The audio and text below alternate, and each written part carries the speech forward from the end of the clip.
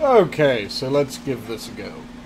So, a lot of people have been saying that they want to have cooking with Sanguine videos, so here's the first one. I'll call this Mathghamhain Morsels, episode 1 Chimichurri or something like that. So today I'm going to be making chimichurri, which is a absolutely delicious cilantro, garlic, lime juice, and vinegar sauce that can be used on damn near anything. So the first thing that I'm going to do is I'm going to pull out any of the bad bits of cilantro, the bits that don't look the most pleasant, and in order to speed this up, what I'm first going to do is use my cleaver and just take off the ends, because that's mainly just stalks. Now then, go through this, any bad bits like that, you want to make sure that you remove those, because that will improve the overall flavor and also make it keep a bit longer once you finish making it. Don't worry about removing the stalks. The stalks are perfectly fine. They'll get minced up nice and fine, so you won't have the texture issue of stalks. Now, if you have a section that is just stalk, like this little bit, it's perfectly fine to remove that. But once you go through, make sure that all of the bad bits are gone. And this does look a little bit wilted, but that's just because I hung it up to dry a little bit earlier on. When I first bought it at the grocery store, it was absolutely soaked. So, didn't want to work with completely soaked through cilantro. So hang it up for a few moments, let it dry out.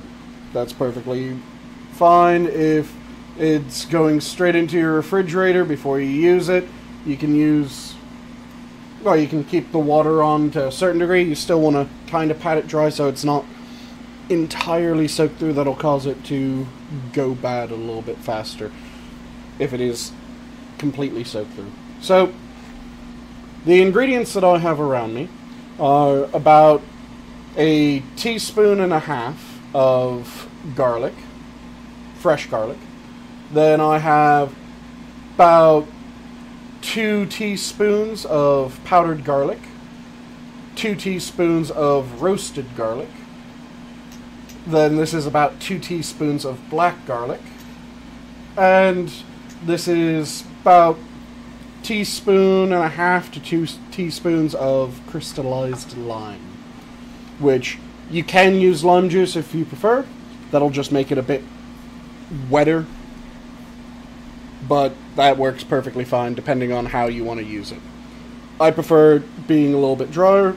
So first thing that we're going to do is, all these leaves are beautiful, but in order to start the sauce, we start cutting it.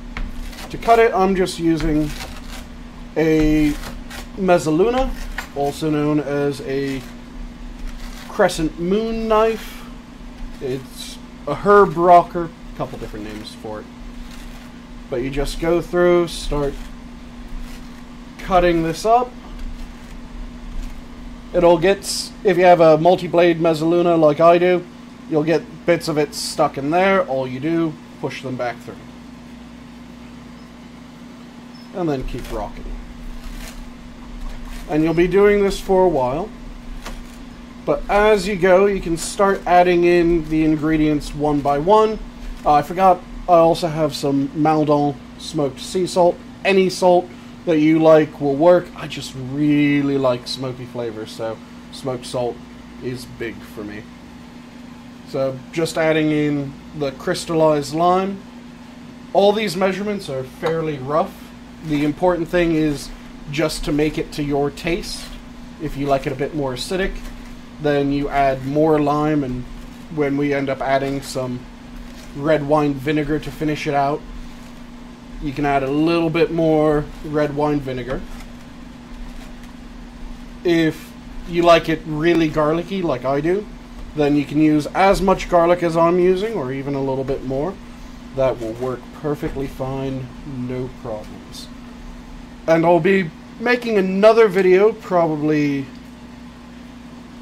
later on today or tomorrow that will be using this chimichurri for a couple different things. So I'm thinking of making some chimichurri potatoes, a chimichurri steak, or perhaps 2 chimichurri steaks, depending on the size of them, and chimichurri scallops, chimichurri potatoes, maybe some asparagus. It'll be really good. So you just keep on working your mezzaluna around. Clump up the leaves if they start getting too far apart, and just keep rocking. As you go, especially if you added the lime juice like I did first, or the crystallized lime in my case, it'll start getting a very small amount of sauce in the bottom. That is what you want.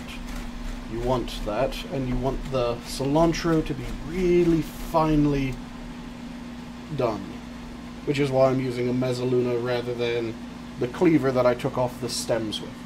So I'm going to continue using that, but I'm going to add some of my salt. I'm doing a couple good-sized pinches. This will again bring out some more of the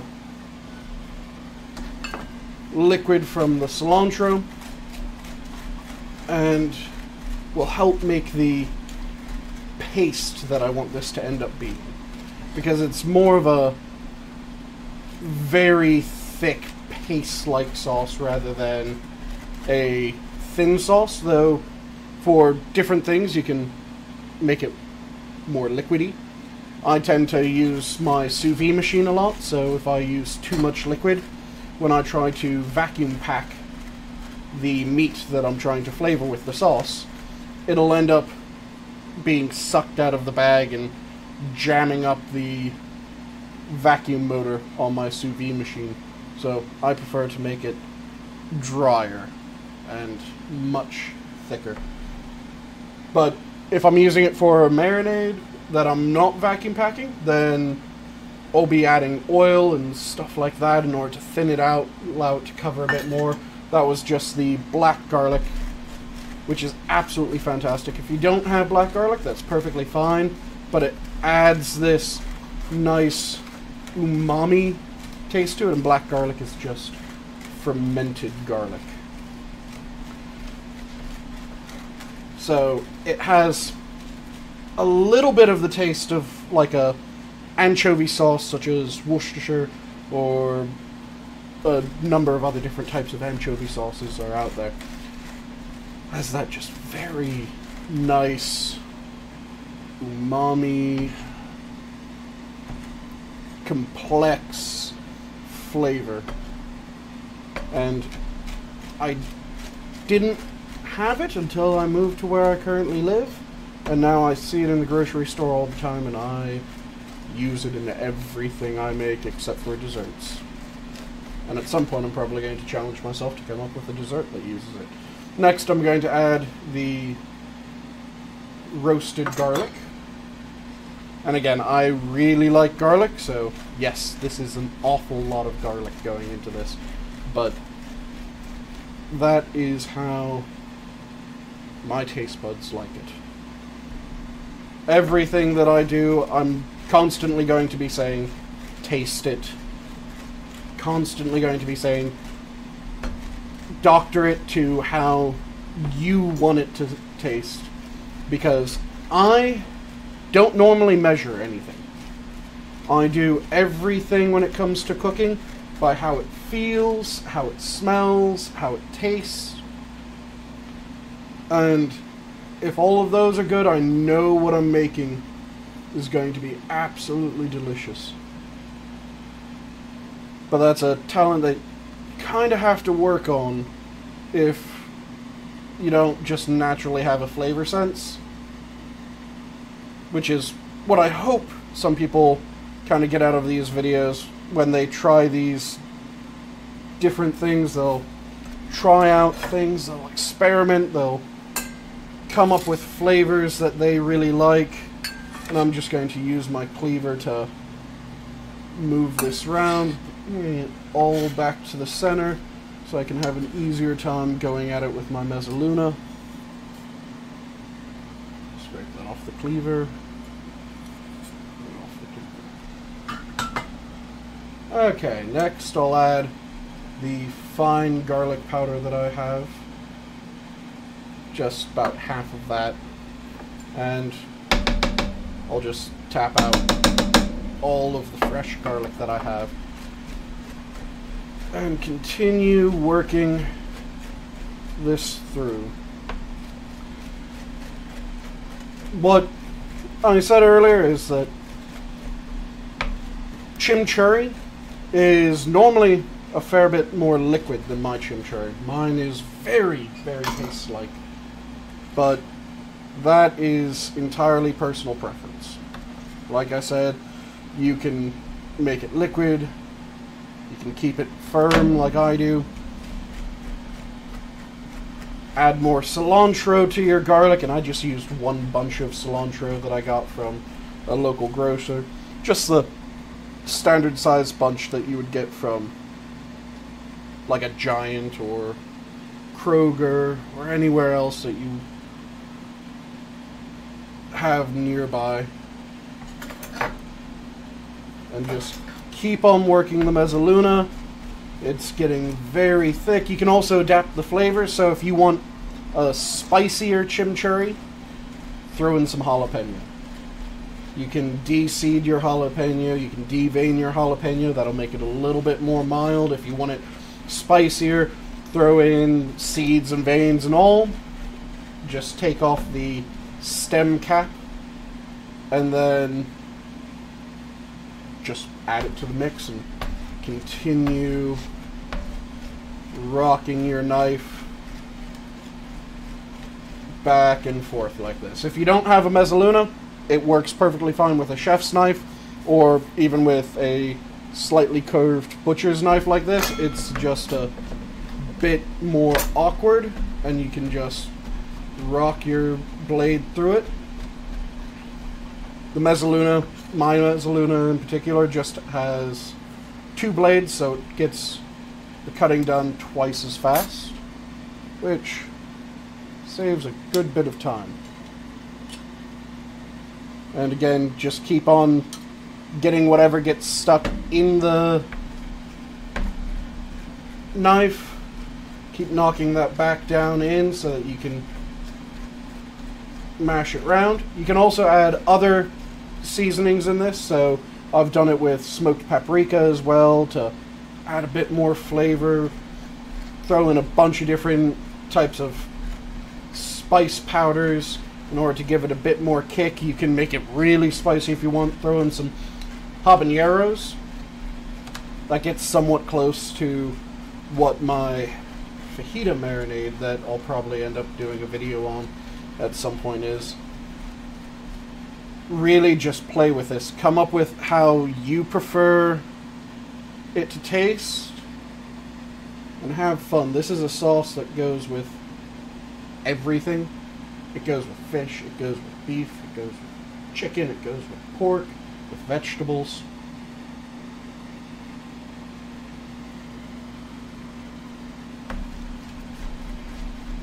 Okay, so this is fairly good. It's nice and consistent. So what I now do, let me brush off my hands slightly because I have a lot of leaves and that juice from the lime that I put on, or the crystallized lime and the cilantro, just really sticks that stuff to your hand fairly well. Okay, so now I just have a normal metal bowl.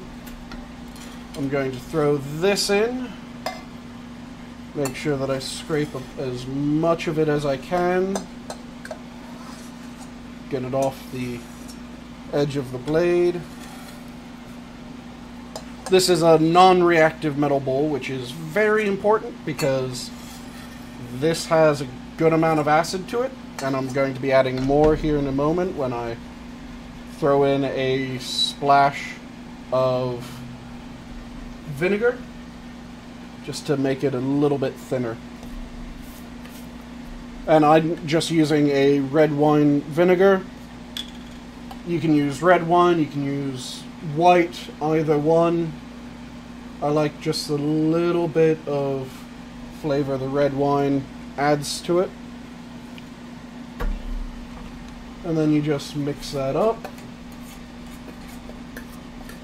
And again, this is a point where you can decide how thin, how thick you want it. You can add a lot more vinegar than I'm adding. I just realized this looks kind of black with my current lighting. There we go. That gives a much better view of it. You can see how green it is. Add a bit more red wine vinegar.